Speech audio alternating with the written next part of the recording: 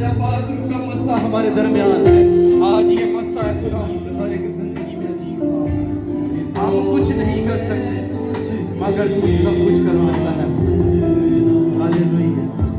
हो तेरी स्तुति हो आराधना।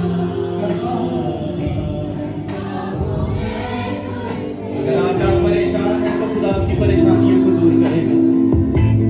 अगर आप मुसीबत और दुख में हैं तो आज कलाम के वसीला से आपकी मुश्किलात दूर होने को है, क्योंकि वो अपने कलाम को नाज़िल फरमाता है शिफा में। Yes hallelujah.